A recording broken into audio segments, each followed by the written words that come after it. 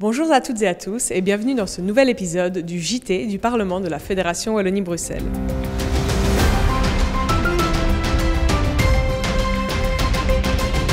Comme souvent dans notre Parlement, l'actualité rejoint les débats. Ce mercredi, en séance plénière, un débat thématique a eu lieu sur les habilitations en médecine. Déjà évoqué en séance plénière du 8 février dernier par des questions d'actualité, le débat thématique de ce mercredi 1er mars en séance plénière a été animé. En effet, la décision de la ministre Glattini de ne pas créer un master en médecine à l'université de Mons et un master en spécialisation à l'université de Namur est contestée par ces deux dernières. L'enjeu budgétaire avec une enveloppe fermée et l'enjeu de répartition géographique et d'accessibilité aux études sont évoqués par les uns et les autres. Tous les groupes se sont exprimés avec conviction et des points de vue différents, voire tranchés, ont été développés. Pour le groupe PS, c'est important d'avoir un master en médecine à l'université de Mons parce que la province de Hainaut est la province la plus peuplée de Wallonie et celle où l'espérance de vie est la plus faible. Et donc c'est un véritable enjeu de santé publique, aussi dans le cadre d'une enveloppe fermée, nous le savons bien, mais c'est important de pouvoir avancer sur un dossier comme celui-là, tellement important pour l'ensemble des habitants de la province de Hainaut. Le fait qu'on organise un master à l'UMons ou une spécialisation en médecine générale à l'UNAMUR n'apportera pas un médecin en plus, vu que c'est un secteur qui est contingenté. Et donc, nous restons sur nos positions. Nous voulons vraiment distribuer l'argent public de manière intelligente et en tenant compte des réalités de terrain et les réalités aussi au niveau des différents décrets qui existent et qui réglementent ce secteur.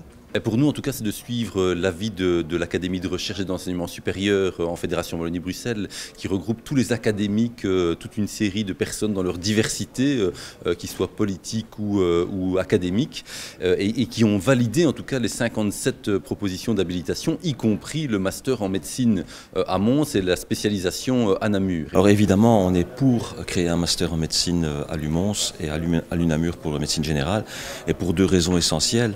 La première, c'est clairement au niveau de la pénurie de médecins. Et la deuxième raison, c'est que ce master, par exemple dans la région de Mons-Borinage, permettrait à pas mal de jeunes qui sont issus de familles populaires de pouvoir exercer ce master parce qu'ils ne seraient pas obligés d'aller coter à Bruxelles. Nous pensons qu'il faut effectivement diversifier les cursus universitaires et permettre à l'université de Mons, en l'occurrence à l'université de Namur, de mettre sur pied une offre qui permettra sans aucun doute, puisque les études permettent de le démontrer, de renforcer la présence de médecins généralistes en particulier dans les zones qui en ont le plus besoin. La ministre Glattini rappelle les motivations de la décision. Je pense que j'ai eu l'occasion d'expliquer cette position. Je trouve ça très intéressant qu'on ait eu un vrai débat de société aujourd'hui avec comment on fait pour répondre aux vrais problèmes des poches de pénurie dans certaines régions et puis surtout un nombre inférieur d'étudiants qui accèdent à l'enseignement supérieur dans certaines régions. Je ne suis pas convaincue que ce soit en effet la bonne solution d'accorder ces masters. Toujours lors de la séance plénière, un projet de décret a été voté visant la mise en place d'un conseil consultatif des personnes porteuses de handicap. Sujet. En séance plénière, les députés ont voté le projet du décret du ministre Dardenne visant à la création d'un conseil consultatif des personnes en situation de handicap en Fédération Wallonie-Bruxelles. Ce conseil, composé de 15 membres effectifs et 15 suppléants, aura pour mission de remettre des avis sur les avant-projets de décret et les projets d'arrêté relatifs aux personnes en situation de handicap, mais aussi ceux qui émanent de la Fédération Wallonie-Bruxelles et qui ont un impact direct ou indirect sur ces personnes. Ils pourront également réaliser des études de leur propre initiative ou à la demande du gouvernement. La semaine dernière s'est déroulée la 26e édition du Parlement Jeunesse.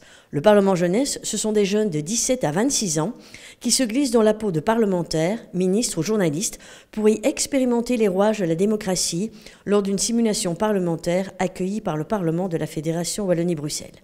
Cette année, ils ont débattu sur 4 projets de décret qui avaient pour thème l'orientation professionnelle, la protection de la santé mentale et l'optimisation du bien-être, la prévention de l'apparition de sectes ou encore les droits de la terre. Les projets votés seront présentés lors d'une séance plénière ultérieurement.